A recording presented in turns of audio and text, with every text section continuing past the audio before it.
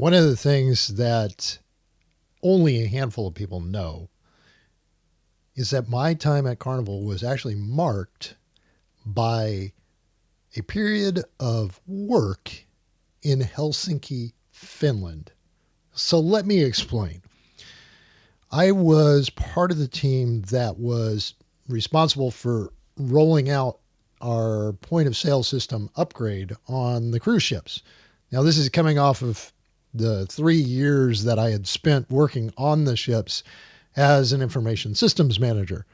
So my time going through the process of upgrading our older ships from a really old, I don't even know, it was an actual cash register system to a touch screen point of sale system was pretty interesting, to say the least, because we would meet a ship, sail for 1 or 2 voyages while we were swapping out hardware, and then subsequently sign off.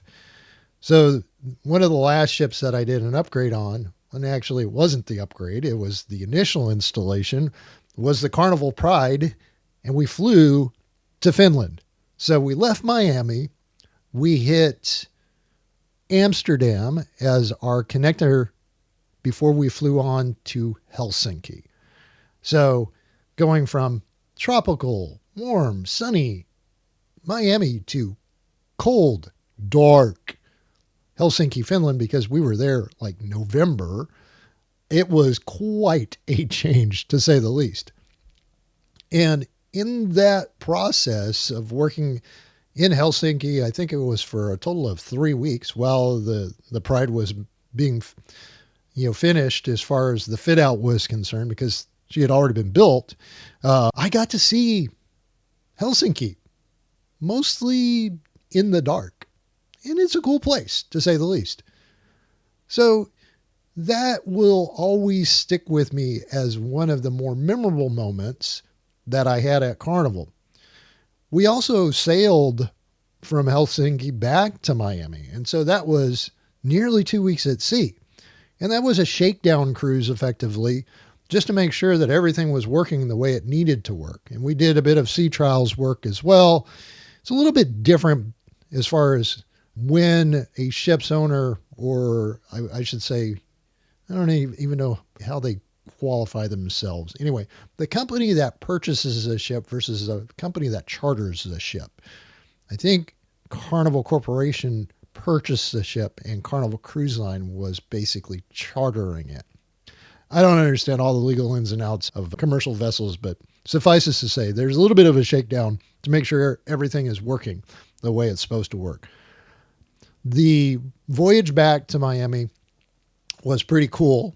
We got to experience the reservations only dining supper club. And that brings me to this point about leadership. A lot of preparation goes into the execution of a thing.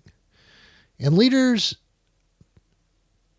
well, when the execution goes well, oftentimes they're getting the credit for it going well, when in fact, the credit is due to the team that's working behind the scenes to make sure that everything runs smooth and flawlessly.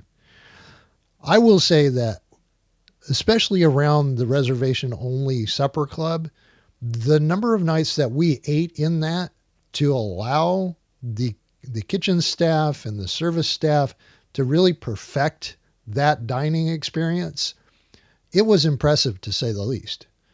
They rehearsed every single night, and they got better and better at what they were being asked to do when the ship was finally fully ready for that inaugural voyage. And the maitre d' didn't take credit for any of that. In fact, the staff itself really took all the accolades, and rightfully so. And that's the same thing that every good leader should be doing, which is when the spotlight shines, the leader should take a bow very quickly and step back out of the spotlight while the team steps in and receives the praise that they probably richly deserve, especially when execution is flawless.